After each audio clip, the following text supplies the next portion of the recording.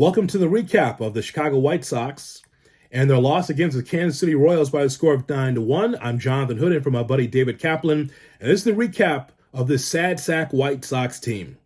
Inconsistency. That's the first word that I can come up with when it comes to the White Sox. Inconsistency. So the Sox lose 9-1 for a number of reasons. Number one, Lance Lynn was a starter for the White Sox on Wednesday night.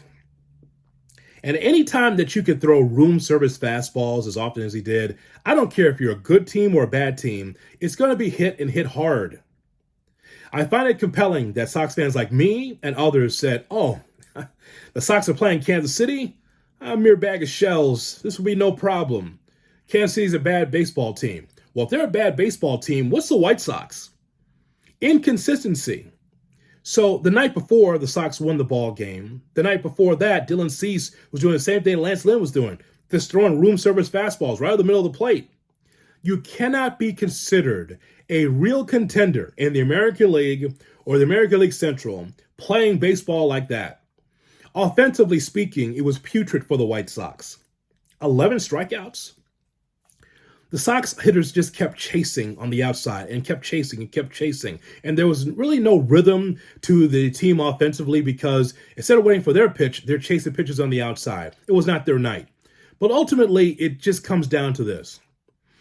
Are the Sox going to be a consistent baseball team where the pitching comes together and the offense comes together? Because if not, by the time you get to the deadline, it should be an easy sell for Rick Hahn to decide, okay, a few of these players need to leave and to try to get younger on this team because things are not working out right now. How is it that you take on a Kansas City Royals team and play well enough to win yesterday, the night before Dylan Cease plays poorly, and you can't get it done against this team? I'm perplexed, but I can't say I'm surprised, though, because that really is the hallmark of White Sox baseball, the inconsistency of the baseball team. When will this turn around?